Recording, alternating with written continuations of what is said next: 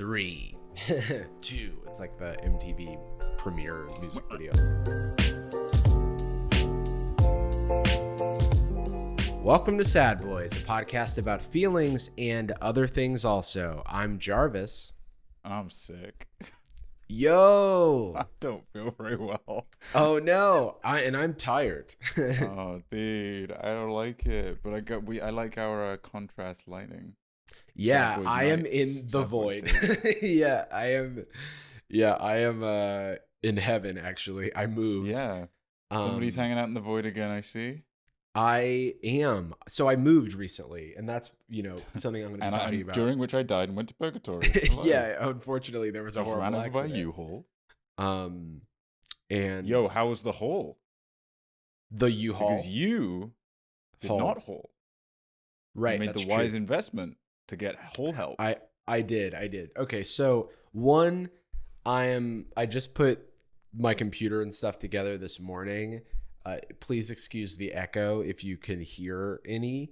Because this is the room that will be the studio. This is maybe. I think so, but that's the thing. There's like more rooms than in my last place, but all the rooms are smaller. So not everything fits like it used to. Like I can't just put all of the office stuff from my old place in the office in this place.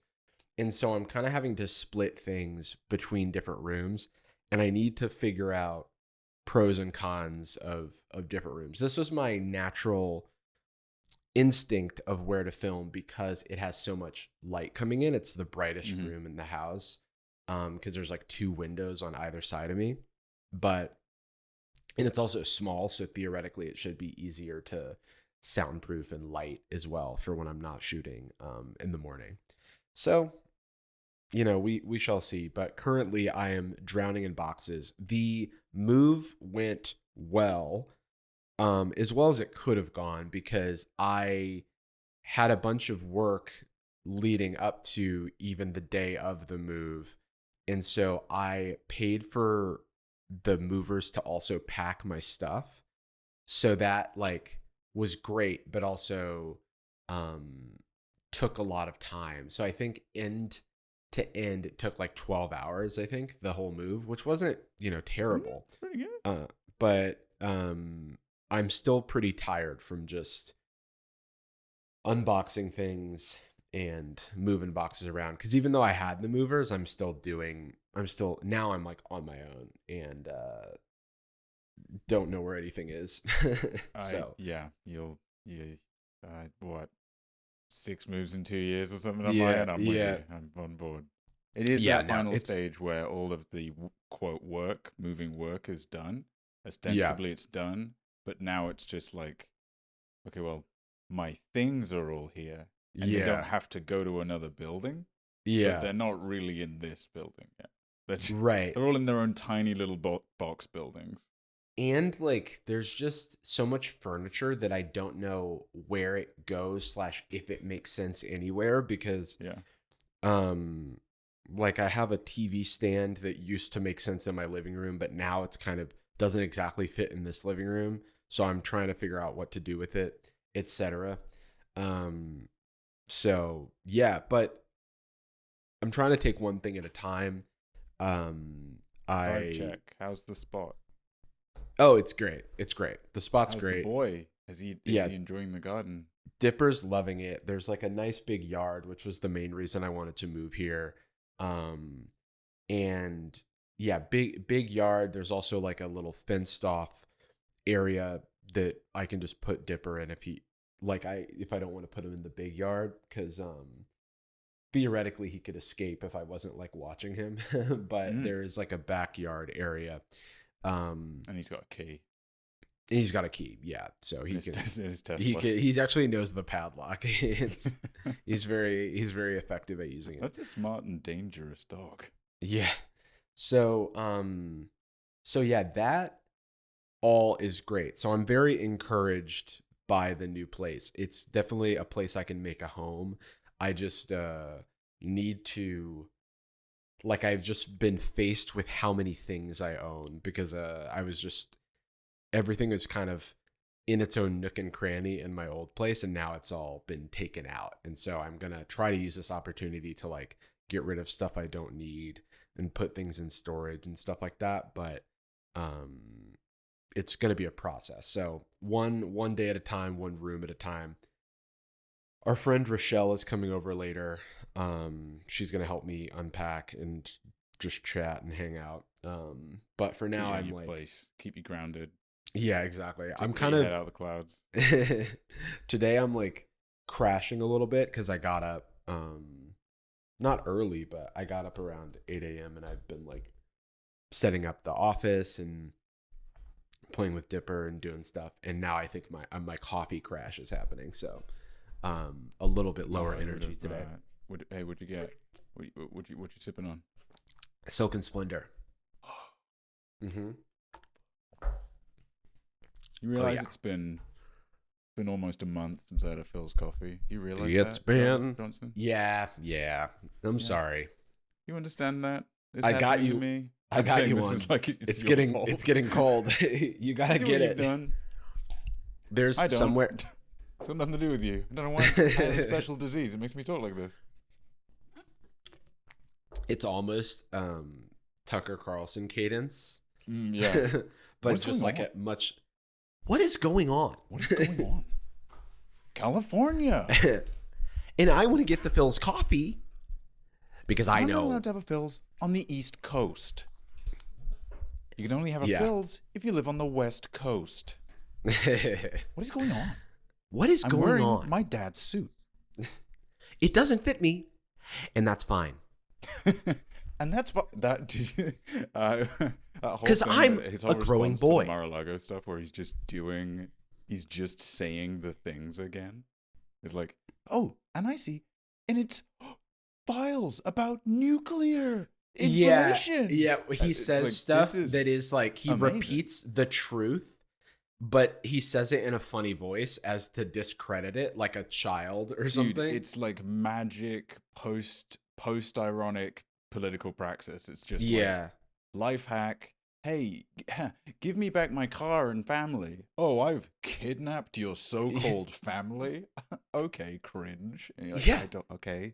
And I guess you're probably gonna press charges because I stole your family and your home. To do that, but I can't because you have said that. That's what the liberals want us to think. They want to control all of our property, including the property that I stole from you. Wearing my daddy's suit with his big socks. I like to. I always. What is going on? You know how he used to wear I'm a growing boy. You know, he used to wear like a silly little bow tie. Because like all of those guys, like Shapiro after him, like all those guys, their first thing is always being precocious kid. That's always their first like generation. Right, they're like a little Poindexter know-it-all. That's their like, because they're like appealing to a Fox boomer crowd, and they're like, oh, look at this young conservative man, and he uses common sense. He's not like these wacky libs, not these damn hippies. This young 35-year-old young man, Ben Shapiro, is ahead of his class. He's and then the head of... they like age out of being able to get away with that, and they have to pivot to just being the same. Ben Shapiro has hall monitor energy. But at one point, Tucker had his little bow tie. Remember his little bow tie? Yeah, no, I do remember. Adorable. And that image is always in my head. So when if I ever see Tucker on screen, I always assume he's wearing like shorts. I never think he's wearing full slacks. Always right. I think he got bullied out of using his bow tie by someone. Yeah, Jon Stewart. Yeah. And then I was gonna say Tucker Carlson gives class president energy, and Ben Shapiro gives hall monitor energy. Yeah, exactly. You know what I mean? Yeah, he's got righteous fury. Yeah. He's like the worm tongue behind the throne.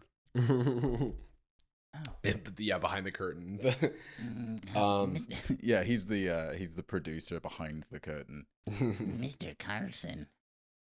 Yeah. You forgot about X minority group. Maybe remember the caravan? Remember the caravan of immigrants that was going to destroy America? You forgot about the caravan. There's always a crisis. Remember my day of work is over. I'm going to climb back inside of my briefcase. where I sleep. Oh, was that Ben Shapiro? Yeah. Yeah. I'm sleepy from a big day of work. Yeah, he is. He is sleepy from a big day of work. I'm sleepy and tired from a big day of work. Please fold me into my briefcase. I don't have. I've got homework to do for fun. So getting comfy-ish, slowly, gradually.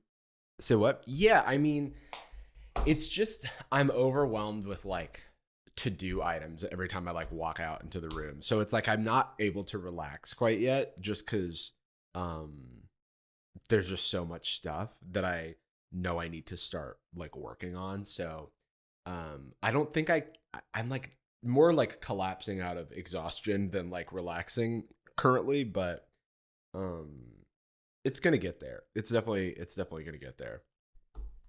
I had some crazy. Well, how are you feeling? You said you're sick?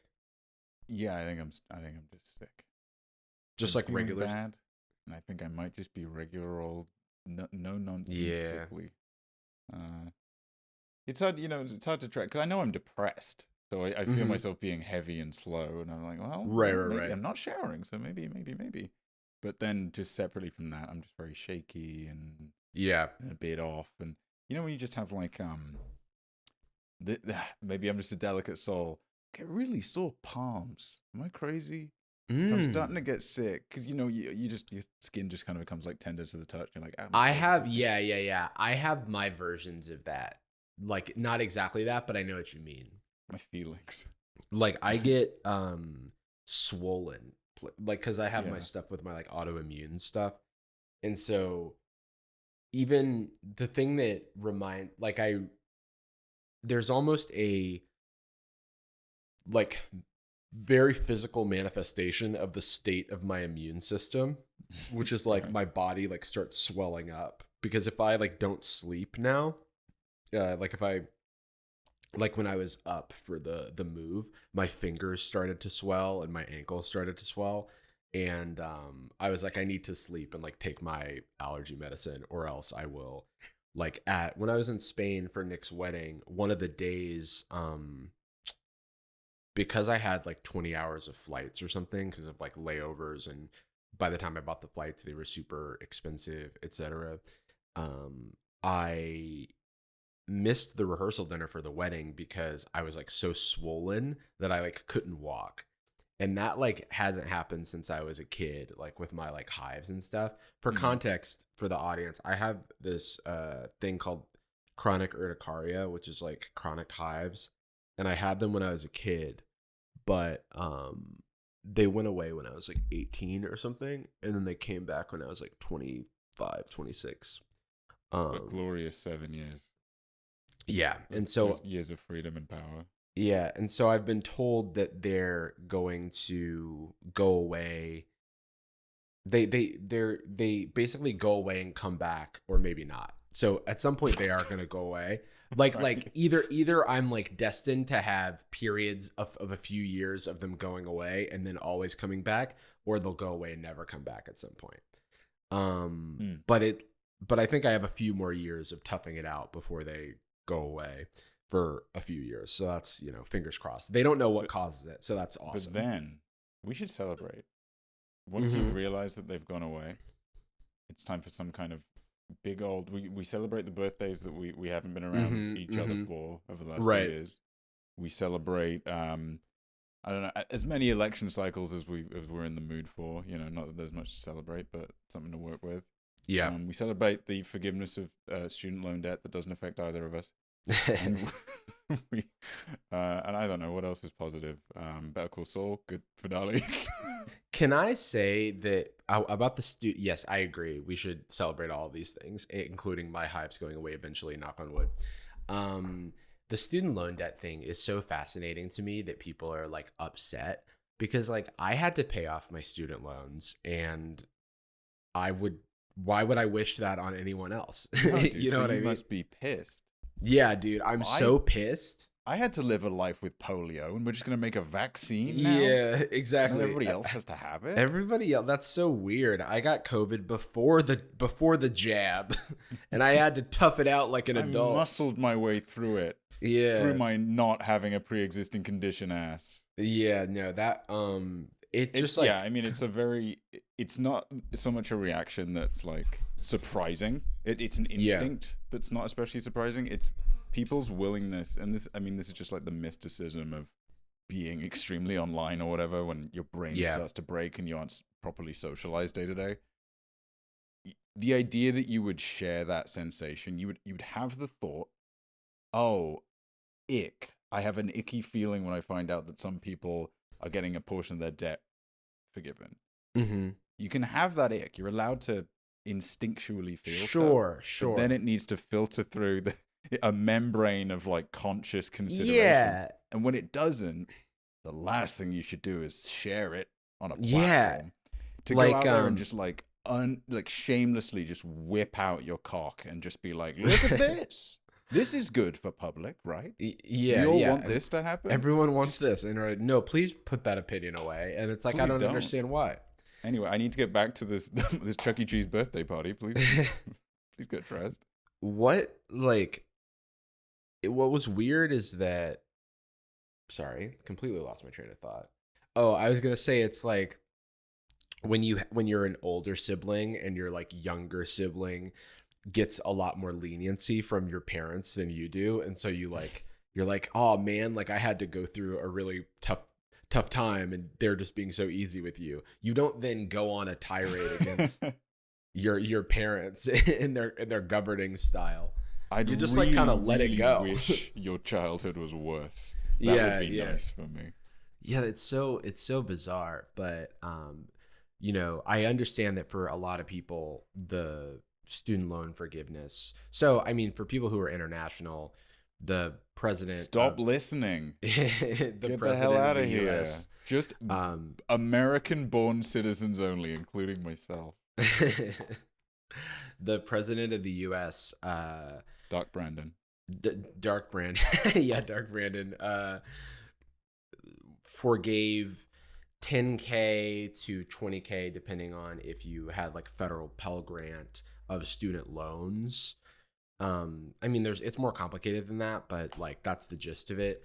And a bunch of nuances around how they can be paid and the benefits of exactly. There's some other things like your student loan payment can't continue to go up behind, like basically the interest rate can't like keep going. I can't remember what it is, but basically like the number will keep going down if you're putting consistent payments on it. Like you can't get outrun by the amongst interest. Other methods, you can now, providing you're paying consistently, your interest rate will not increase, or you do. Yeah, exactly. Pay exactly. Interest if you do it along those lines. The amount you pay is still proportional to your incomes. Yeah, it's a dub. I mean, it is a really good piece of legislature. And it's like, and I understand, people who are upset that they didn't go farther because the initial promise was for more forgiveness. But it is also like, it's cool that there's something. And for the people who are really excited, and for the people who like, it makes a really big difference. That's awesome. Yeah, I mean, once you dive like past even the policy and the nuance, and you just go into the result without further analysis, it's just a nice thing that a bunch of people are going to feel better. Yeah, even just a little bit better. If the entire rollout was just like free Kit Kat for anybody, I'm like, okay, I would like everybody gets a Kit Kat. Yeah, but fuck, man, I like a good Kit Kat. You got a chunky on the cards there, the peanut butter maybe. Exactly. Yeah. Sorry, I was gonna say something about that.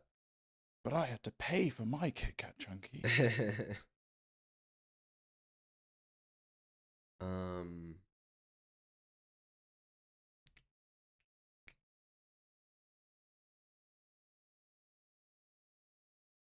I was describing.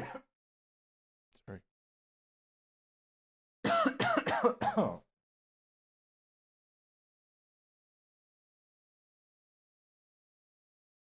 I was describing the issues with the thing, and I said, sorry, my brain doesn't work.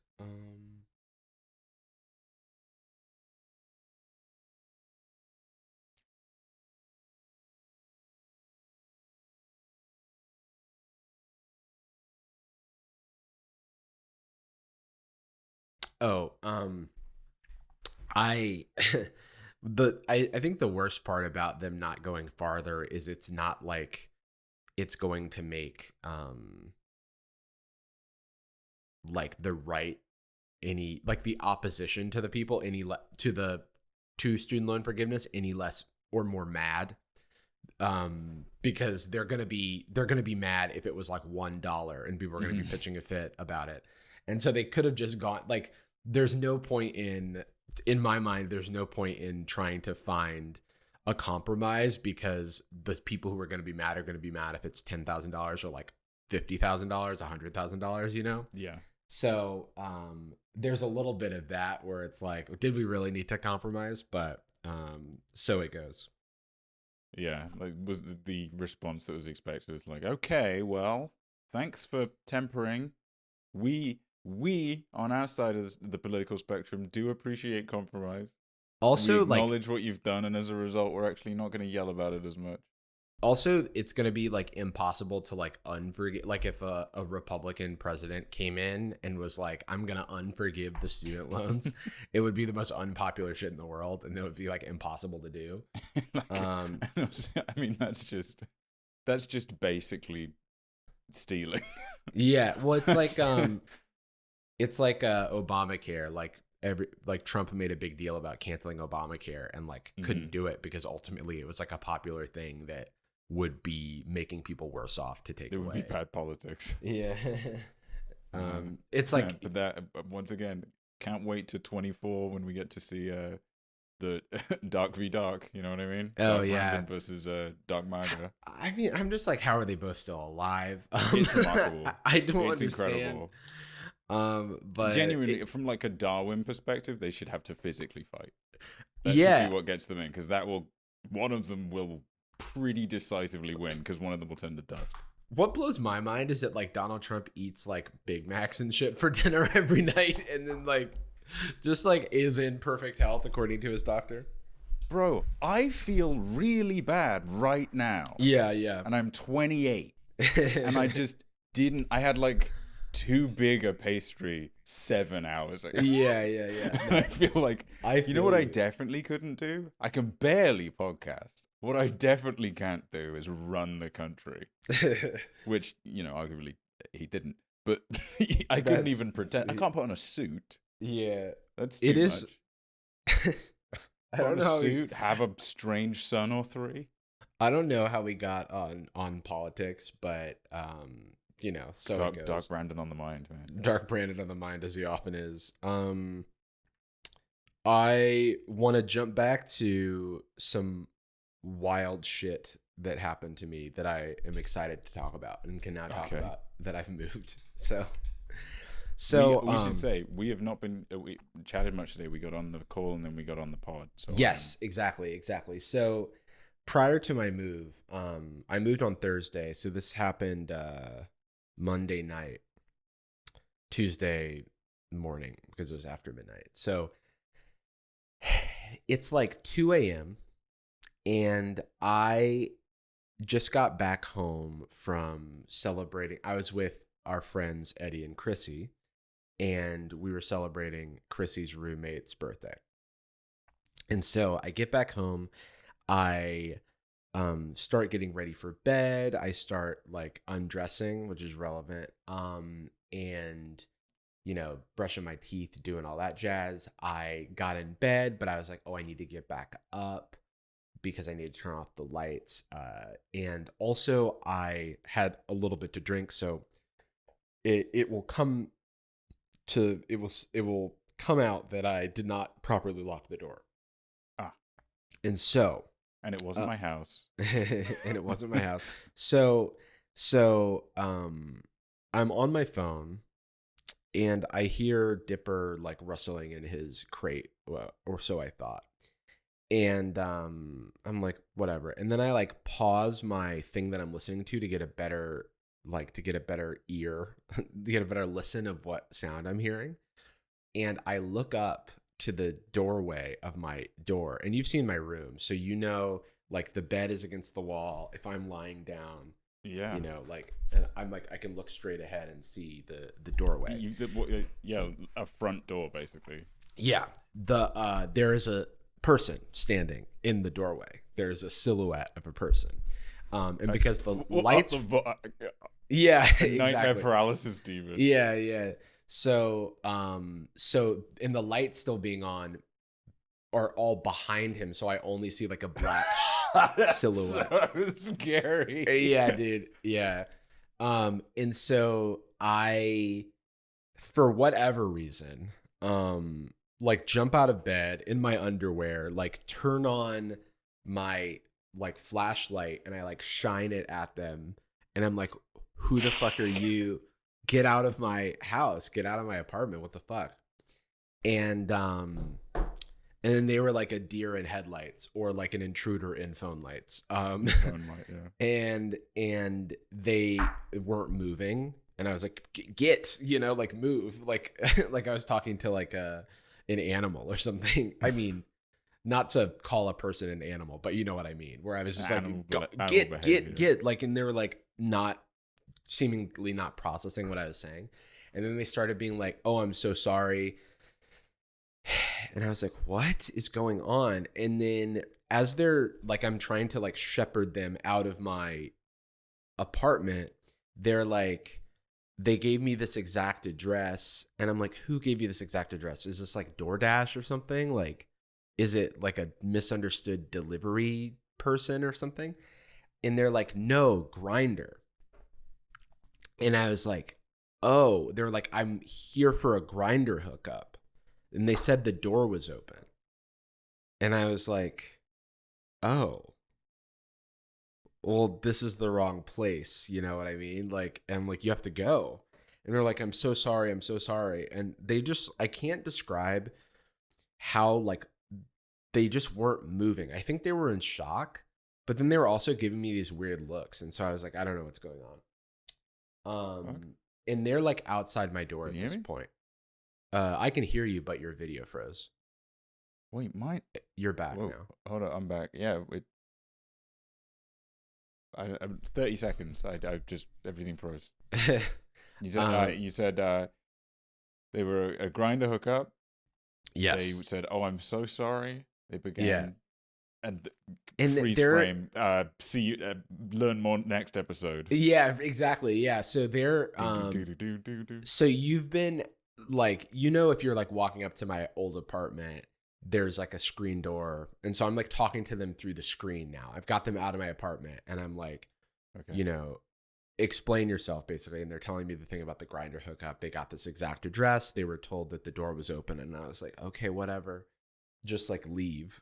And then they're like, yeah, I'm so sorry. And I'm like, why aren't you leaving? And they're like,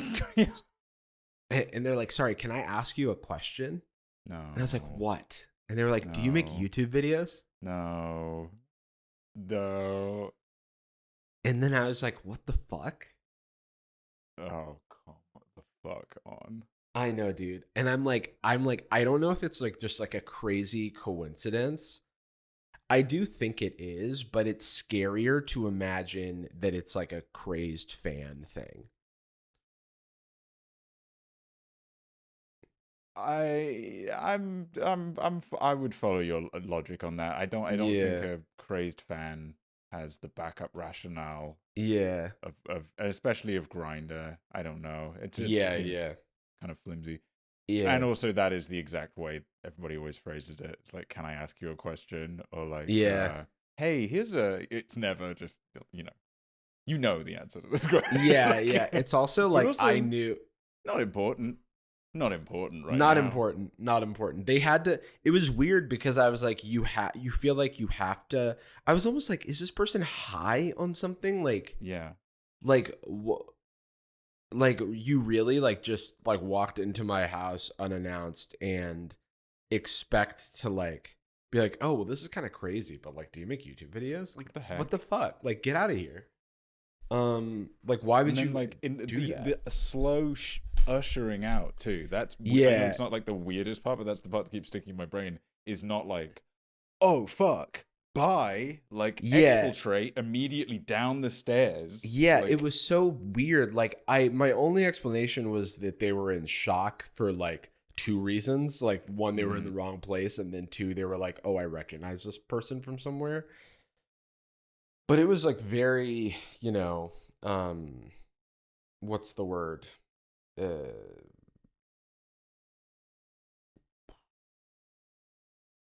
Violating, I guess.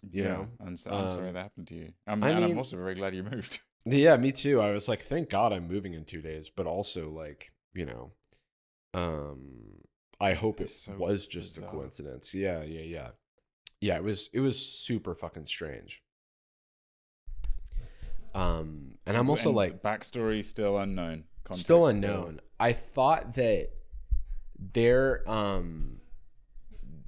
is a couple that like has visitors a lot at night, and so I thought it might be related to that, but I reached out to them and they were like, no, that's not us. So I was like, oh, like my neighbors.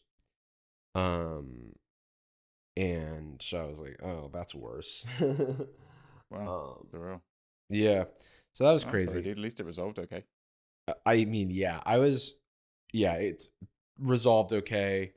I didn't like lay a hand or finger onto this person, even though I probably was well within my right to,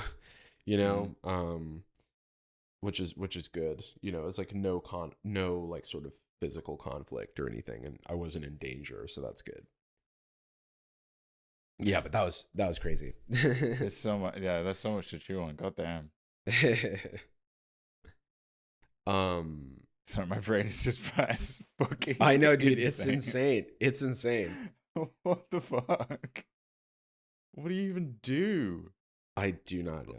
Seriously, I know I'm harping on it, but thank fuck you then moved. I know, dude. Like a weird blessing in disguise from whatever his name was that gave you 7 days notice. Yeah. Seriously, because 100%. So yeah, that was something, and then I was like, well, damn, I'm now like, can this move hurry up and happen? And it did. Here you are at New Shea Johnson. New Shea Johnson. Have you christened the place with a name yet? Like an official title? I'm thinking the Stronghold. Oh, okay. Yeah, I get behind that. Yeah. The Black Knight's Fortress. Stronghold. Or the Black Knight's Fortress. Shout out to RuneScape. That's pretty good. The Felladin. The Felladin, yeah. Felladin almost sounds like the name of a medieval castle. Like, it's very middle. Welcome to Felladin. Welcome, traveler. Here's my scheming vizier, Ben Shapiro. Hey. I'm here in medieval times. I would not have thrived at this time in history. So yeah, that's I mean, I've got a couple of random little things that I've been up to, but yeah. I'm scrolling through my notes. I want to do a bit where I scroll through the notes that I write for myself that I never look back at, because it would be nice to look back at them actually, but have a function for it. Yeah. Cancel bills and subscriptions. I paid off my student loans. That shit was lame. Which actually is the perfect amount of like reflection, right? Yeah. Hear that news, and the feedback should be, that was lame. Yeah. Congrats on not having to do that. Yeah. That should be it. Yeah. Darman fanfic, because there is a Darman Jarvis fanfic that I am planning to read on stream at some point. The phrase "I got Andrew Tate's nose" that turned into a tweet. What else is in here? I mean, someone walked into my home at 2 a.m. That imagine you think you're about to get laid and you see Jarvis Johnson. Are you a YouTuber? Oh, the least sexy thing there is.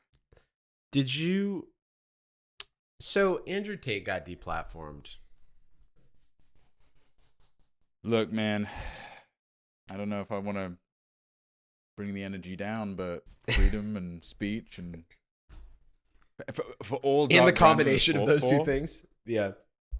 Despite everything Doug Brandon's done for us, the woke moralists, their crusade won't stop against the free man, against the... Oh, wait, I just saw a very small summary of the things Andrew Tate says every day. No, he's trash. Yeah. No, he's trash. Turns out, throw him away. The wildest thing to me was the amount of people, and this includes, fellow creators. And I don't want to put anyone specific on blast, but I do want to say that I saw a concerning amount of people saying that deplatforming Andrew Tate will not work. It will just make him more powerful or something like that. And I do not think we have a single example of that ever being the case in history at all. Yeah, and I mean, I could be wrong, and also with all due respect to the people I am now sub-mentioning, the point is not to speak down on those people, but simply to talk about the argument, because it is something that I saw a lot and something that I saw getting a lot of engagement and likes and stuff on Twitter. And I was like, to me, deplatforming famously works. It's a famously effective thing. And I think that, I mean, it's just like a TOS violation. Like Andrew Tate is like, he's like kind of since backtracked on a lot of his statements and like gone on Fox News and absolutely rebranded himself. Like tried to rebrand himself. He's like, I never hated women. And it's like, I actually love women. I love women. Yeah, which is, and that's his point. Is in fact, the Tate related mentions that I get, which is my favorite type of discourse on Twitter. Genuinely, yeah, you've been tweeting a lot a lot Tate, which I figured I just fucking love it. There's such a fun fan base to engage with. Although I try and pull back if they clearly identify themselves as like children, because I just don't. Actually, okay. Random aside, I will say, if you happen to be an Andrew Tate fan listening, watching this, first of all, commend you for sticking through us talking about that portion. Or if you're even on some level just kind of a defender, or you think there's some merit there, it's completely okay to feel, regardless of your identity, it is okay to feel unrepresented or disenfranchised. No matter whatever the reason, the feeling you're having is completely fine and valid. And it is. I think the reason we see such a ridiculous surplus of, well, have you not seen the suicide rates? They are higher for men. Or what about all these podcasts called Kill All Men? I understand what's happening in your brain. I understand why you're trying to equalize. I understand why you're saying, I had to pay off my student loans. Why don't they? Yeah. There is an imbalance of power here. When it feels like you, the person that is relating with Andrew Tate, and you're finding something cathartic in what he's saying, you have to understand that the reason you're enjoying it so much is that it's giving you a relief from the hard work of having to analyze the privilege that you hold. Or doesn't mean that you don't struggle. That's not what anybody is saying. Nobody's denying that you struggle, or rather that you don't struggle, or that it's not valid to feel that way. But the mechanisms that are a fucking charlatan, like a snake oil salesman, like Tate, is trying to sell you, is he's trying to sell you a confirmation bias. He's trying to tell you all the things you feel like you should do already and that you like doing are the right thing. And that everybody telling you not to do those things is what's making you feel bad, but they're not. You feel bad because the way you've been conditioned, the presentation of your masculinity is hurting you first. It's toxic, it's bile, it's stinging your throat on the way out, and then it's burning people when it gets on them. Right. There's no reason to play into that guy's bullshit. If something he or anybody else in his funny little ecosystem says resonates with you, that's okay. It's okay that you felt that. Now take that feeling and seek things that will actually make you feel better. The first one being kindness. Yeah. The confrontation is not going to result in you feeling better. Yeah. Sorry. I think that people like Andrew Tate prey on like the vulnerable, you know, like you're describing, and they offer a convenient villain. I also think that the reason it's so easy to believe the things that he's saying is because they operate under the assumption that the traditional power structures and status quo of the past is the correct one. And biologically endemic. There, it just exists. No matter, the hegemony is inside us from day one. Yeah, it's biological. It's true. It's just our nature. You know what I mean? Like that type of thing. It's like when he says, "I'm just saying what other people are thinking," or right. someone hears what he's saying and goes, "I've always thought that." It's not true. It's not that what he's saying is correct and that's always why you've thought it. It's because we've had centuries of power structures that have created all this momentum towards those ideas. And only in recent history are we starting to challenge some of those long-standing power structures, like, you know, the patriarchy or whatever. And so when someone's like, oh, a man needs to be big and strong, just like the old days, it's like, well, of course that's easy to believe because that's all you've been fed for most of your life. And like implicitly through pop culture and media and, you know, and just society, because the majority of people thought like that. So those ideas are very easy to access. The harder ideas and to it's access. It is your gender identity and you want to affirm it, and that's the only way you know how to right now. Yeah. Yeah. The harder thing to do, which I, you know, also believe is the correct thing, is to acknowledge the criticisms of these structures and how to actually like productively and healthily solve, you know, the problems of, you know, it. I mean, just like everyday, a lot of these things are just like everyday problems of like being a person, but the villain is not just an entire gender. You know what I mean? Yeah. Or ideology or whatever ideology, you want to ascribe it to. Yeah. The reason it feels nice to think that is because it's simple and it's quick. Mm-hmm. And all you have to do is sign up for a $49.99 a day course at Boyz school for nasty lads. Yeah. And you don't need to think critically or engage with it. But like, and also acknowledge your biases. When you hear people like us say things like this, if the first thing that comes into your head is, well, they're just saying this to get girls. Oh, yeah. Well, why do you think that? First of all, look how fucking pretty we are. Okay. Yeah. Not unnecessary. Okay. Yeah. If that's your instinct, I'm so sorry that's your instinct. That is something to interrogate. Why is that the thing you feel immediately? Maybe because that's something that you desire, and in your mind, there's no reason anybody would do something out of actual compassion. It would only be out of self-interest. It's a very cynical way to view the world, is that the only reason that someone is doing something is for their own personal gain. Which I think it comes from when people don't have a sense of community somewhere in their life. Yeah. Whatever that is. Yeah. Because what are you breaking yourself down to rebuild for?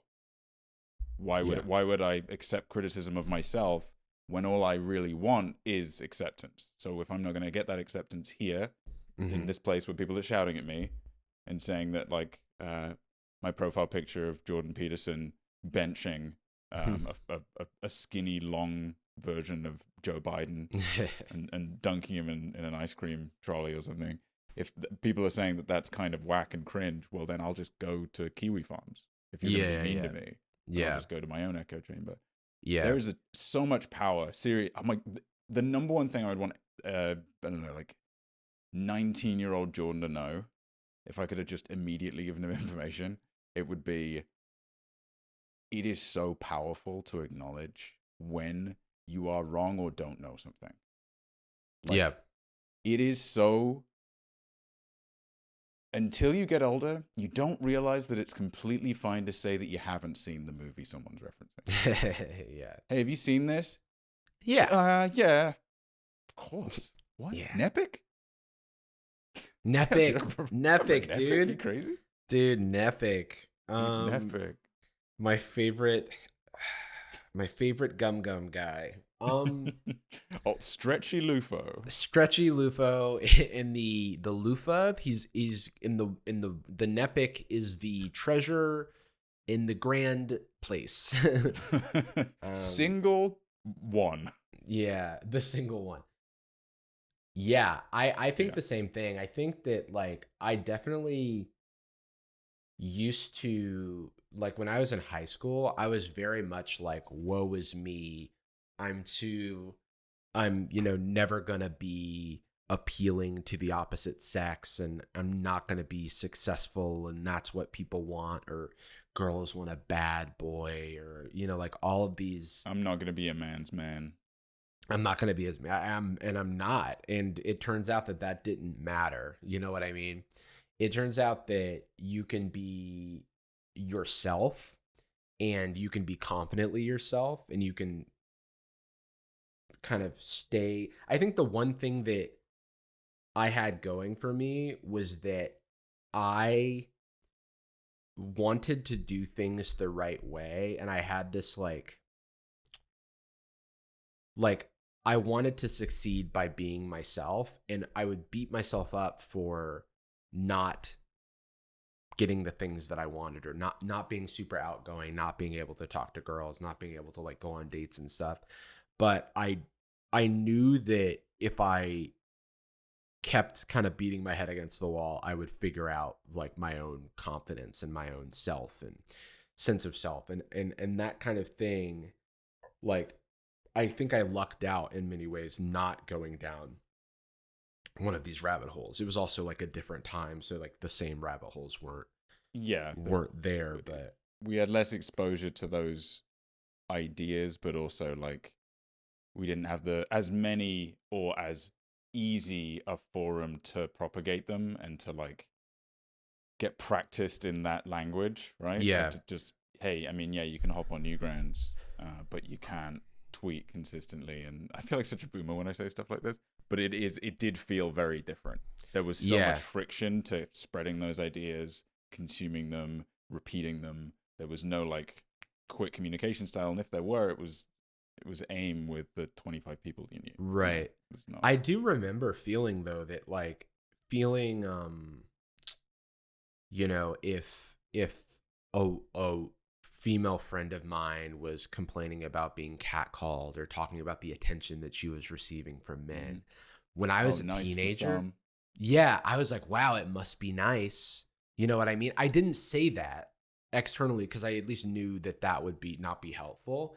But there's a part of me that was like, well, if I had that attention, I wouldn't have the same problems. You have what I want in that regard. But then when you actually listen to people who are experiencing this stuff, it's like, oh no, this is not a good thing. This is a problem.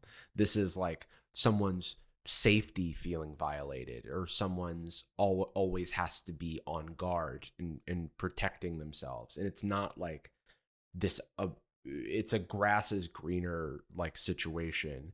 And I think that like one of the issues with like manosphere content is that they very much downplay the value of listening to women and listening to hearing women out when they share their experiences and their stories, because they don't know what they want, quote unquote. Mm-hmm.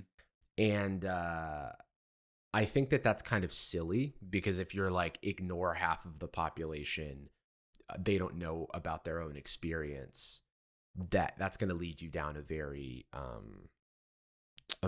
dark rabbit hole. So and it mythologizes like a woman.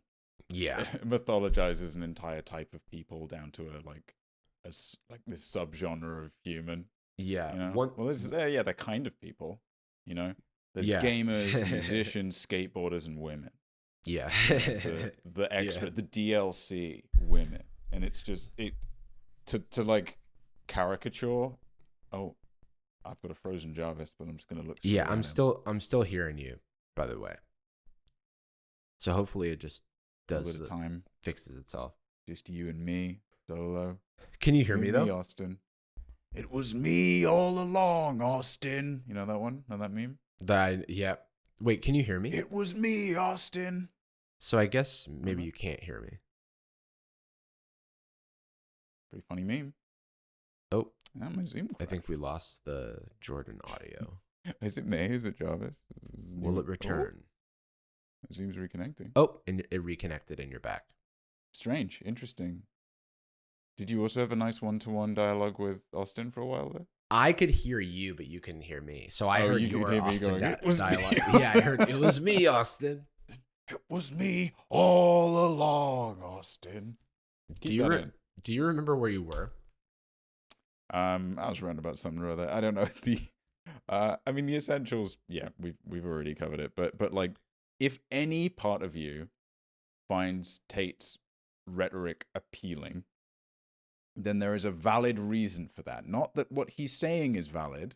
Yeah. But you aren't enjoying it for no reason. And by enjoying it, I'm not going to dehumanize you down to just being just an entirely a piece of shit. Because I think a lot of what Tate's rhetoric is all about, which you can kind of extend out to like a Jordan Peterson, but Jordan Peterson's is so grand and like cosmic and like ethereal and pseudo-scientific. His game is so much more about like over-intellectualizing the universe and feeling like a smart also boy. He's kind of had a lot of years to bake, because like we kind of you know, it's like keen eyes always knew what Jordan Peterson was going for, but we also have the sort of fact that he's sort of come out and gone mask off in recent years. Yeah, which is actually that more in the vein of Tate. And Tate was never mask on. I think maybe that's what people find so appealing. Right, and I think that now people are like, because he's trying to rebrand, he's almost trying to put on the mask,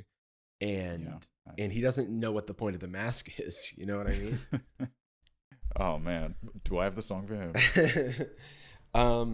So yeah, I think one, you know, I don't want to mention this in a way to like invite a dialogue with these people, because I have no interest in talking to them. But the one thing that really annoyed me is the Sneeko response to Noah Samson's video, where Noah shows his audience being 50-50, and Sneeko comes up with an argument for why that's bad, and why Sneeko's 95% male audience is good, because he doesn't pander to women. And normal. Yeah, because pandering is when it's exactly in the middle. Pandering is when it's in the middle, and it's not normal for a man to have to appeal halfway to women, to appeal 50% to 50% of women. Because like, women just kind of naturally dislike things, right? they in order to even get an even split, you have to really, and you know, we both know how Noah panders. He makes videos and he says the things he's feeling. Yeah. And it's kind of funny and well informed, and that's pandering. Yeah, exactly. Pandering, and you know what doesn't count as pandering? Is screaming constantly. just yelling. Just literally yelling. Yeah. All the fucking time. I tried, mate. I tried 2 minutes of that. I watched Noah's video about it, and then I tried to just isolated watch some Sneeko content. I thought I was having a nightmare. Like, I thought I was having an actual real nightmare, and I was looking at a weird warped version of myself, and he was yelling at me for having too much soy in my diet or something. Yeah. I mean, he really does feel like the final evolution, right? Because it's just noise. It's like it's hyperpop, right? And I don't mean that in a bad way. I just mean like it's like or it's death grips. It's just like distort this to the most interesting level and then just like blend it all together. Yeah, I can't. You were literally just ambient. You're like lo-fi misogynist beats to study to. To deteriorate to. You know what I mean? Yeah, to deteriorate to. Lo-fi hate to harass with. Yeah, because it just feels, it's like the tune of misogyny, but like they're not even engaging with ideas anymore. It's just bitch this, bitch that. Yeah, that is what genuinely, and this has been acknowledged 10,000 times more by 10,000 others and 10,000 people 10,000 times much smarter than me. But it is so transparent that it has gained this weird, it's vaccinated itself. Yeah. It's almost like there's no subtext of misogyny because it's just misogyny. Yeah. It's like, yeah, no, that's what I don't like. That I'm saying that's bad. And they go, well, it's 100% of what I am and believe. Yeah, it's weird. I can't push back against that. I'm trying to like dry the sea. Yeah. Like, yeah. But anyway, well, and all of that, like, yeah.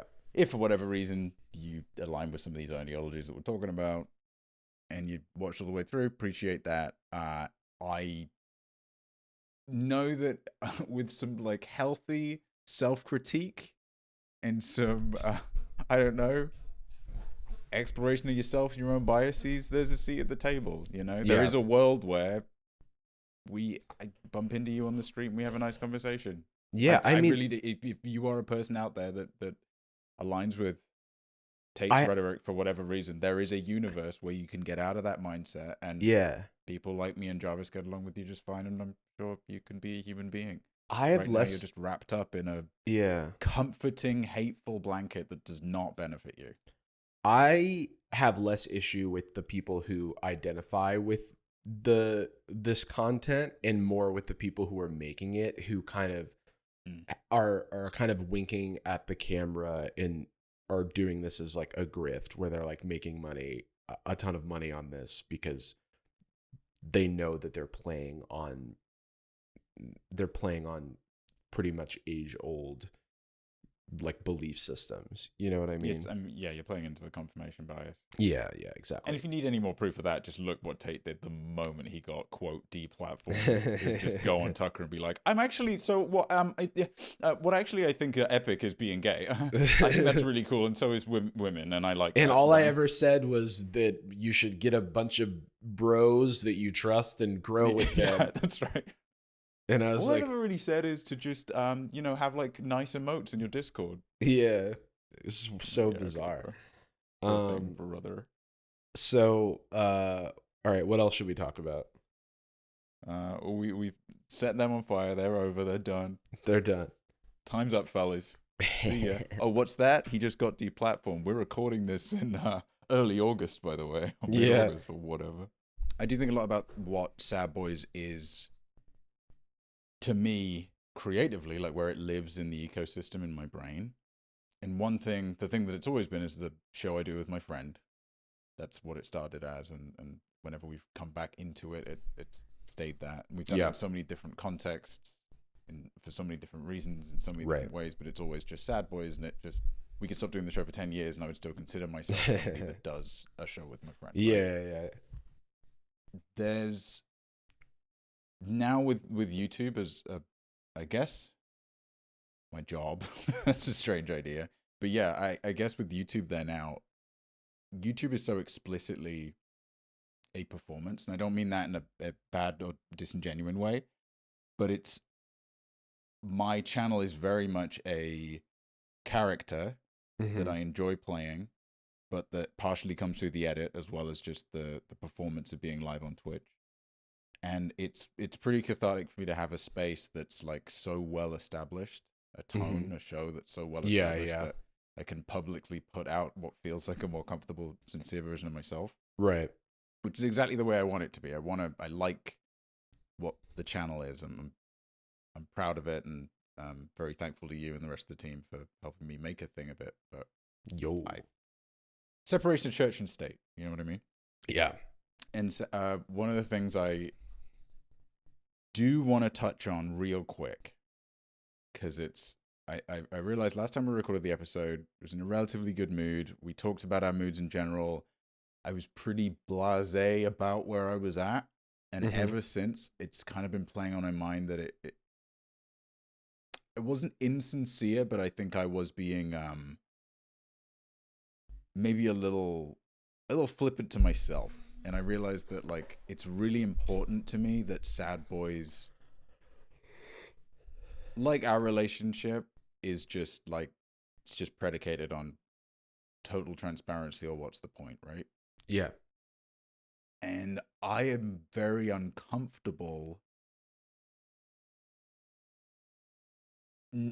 or could be made very uncomfortable knowing that I'm like not being clear on in a space where, anyway, yeah, I'm phrasing that very poorly, but it's important to me. And as a result, I want to say to people who may not be up to date, I don't know where I've talked about it, how, to what extent I've talked about it on different platforms, different contexts. So just to be very clear, without going into a ton of nuance.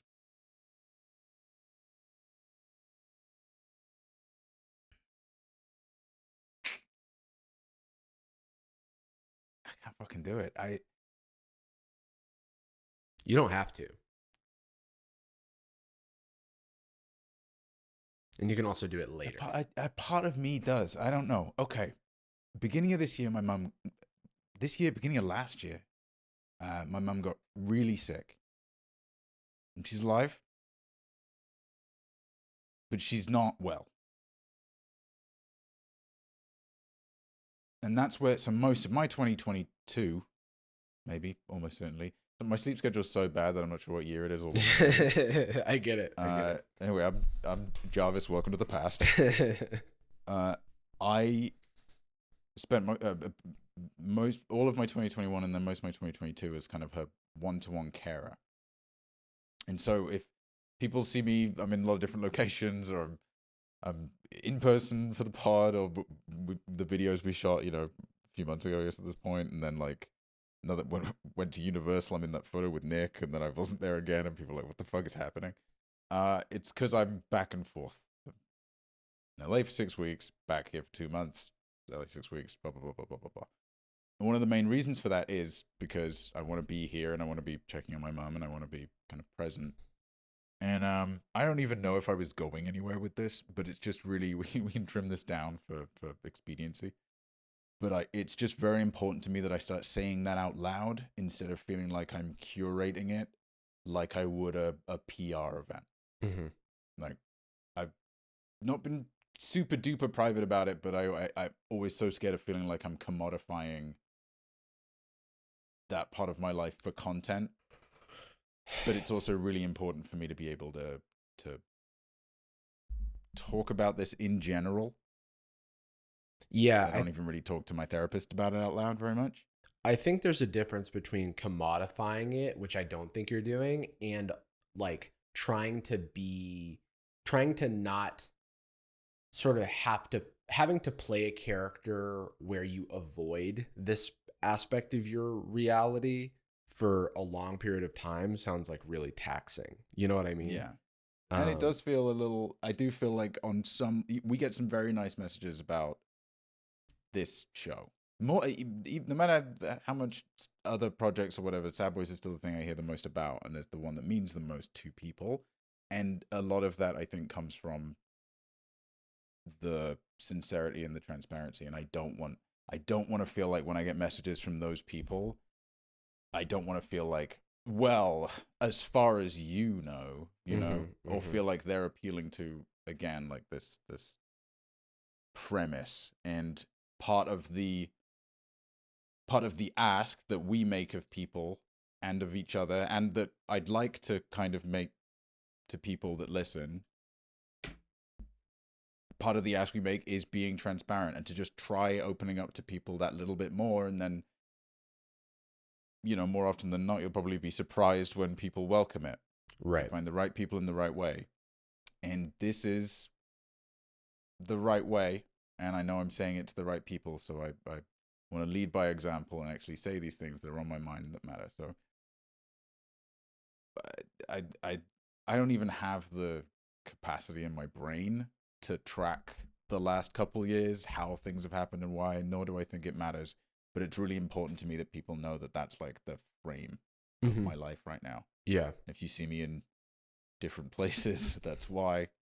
And if I'm a little wonky, that's why. Or it's that I got a new set of Invisalign and it's so tight that it's like making my eyes cross. Yeah. I started putting in my retainer again, and it is not fun. Just overnight, or you were just overnight? It's a trip, dude. It's working though. It's so weird. Yeah. I did not like. I mean, you experienced this with the braces, but I don't know what the. This is so sad, boys. By the way, did you see how we just like rubber banded? So in my case, I'll take these out to eat, right? And when I close my mouth, just the first time, got them out, put them in my little old man denture, whatever. I will close my mouth again, and my bite's different every time. Yeah. But the bite I think, feels very different because for 90% of the day, I've got, cling film on my teeth. I'm wearing cotton buds. Yeah.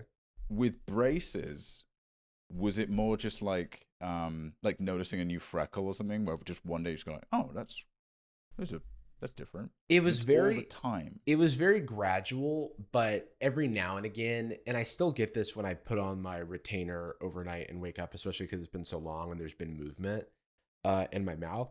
My teeth are just like very not sensitive, but like not in pain and not sensitive, but like the combination of those two things where it's like suffering. It's like they feel like they're screaming. You know what I mean?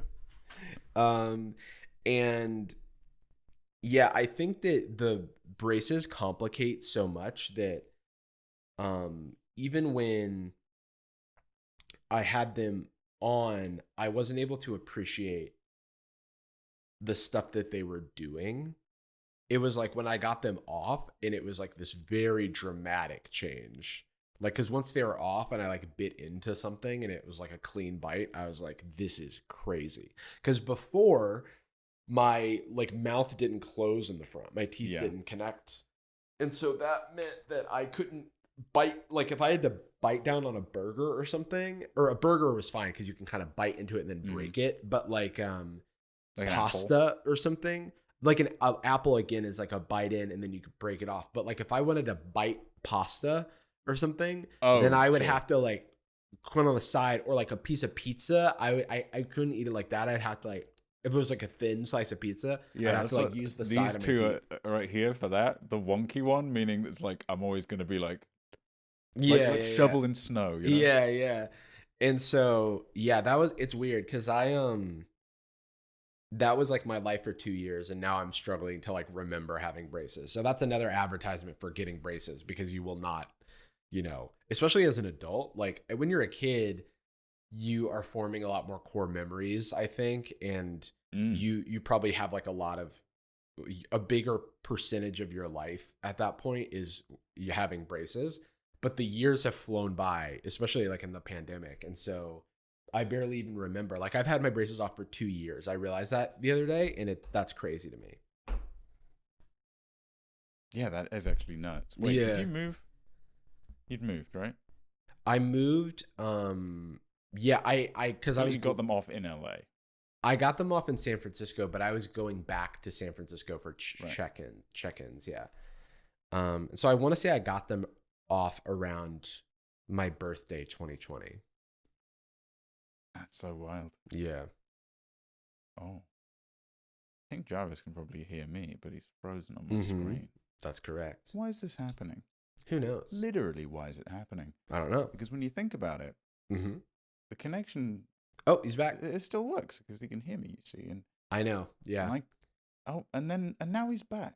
Yeah. And you see, now this is what's interesting. Okay, break it down for you real quick. Now, I'm no computer scientist, though my DMs would tell you otherwise. Hey, how do you get into computer science? Don't know, I just look like one. So many, dude. Less now, but I would say when like it was, when we weren't even really doing the podcast that much, but I was on your videos. Right. That was peak getting DMs, like 2017, 2018, getting DMs about like, how do you get into computer science? That is wild to me because, like, homie, I guess I got them too, but I don't even think I got them as much as you did. Because I was like, nowadays it's like barely a thing. I guess I look like a man that can type. And that's what it's all about. I love the hack. Yeah, typing is like the main thing. You guys are crazy for that.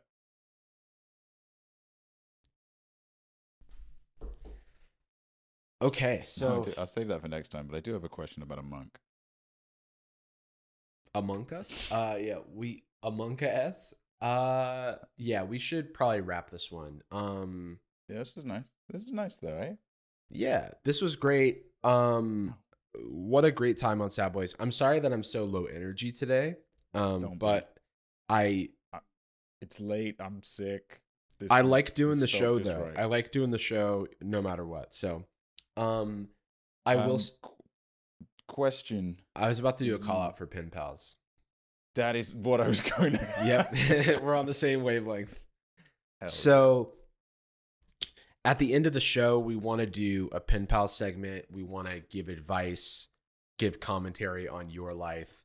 So send us anything you want. Put pen pals in the subject line, an email to sadboyspod@gmail.com, and we will potentially read your email. Let us know if we can read your email, and let us know what information you want us to share, if you want us to share your name or not, things like that. But sadboyspod@gmail.com. It'll be nice. Don't forget the Z. Don't forget the Z. And we won't tell you where it is. Thanks, dude. I'm glad you're doing okay. I'm glad you're satisfied with the move, if a bit worn out. Yeah, I just gotta just keep going. You've got the warming smile of Rochelle in the way. Yes, that's true. And I think I'm just gonna watch a melee tournament on my screen, and we've come back to a familiar tableau, a familiar place. Me by myself, Jarvis able to hear me. I can hear him. Able to hear him. Yep. I believe it was Immanuel Kant. I was gonna say Descartes. Hey, how's it going? I'm so glad you appeared then, because I didn't have a quote. I think we should leave in those parts, because the past 2 times I have been responding to you, even though you can't hear me, and I think it's a funny a funny bit.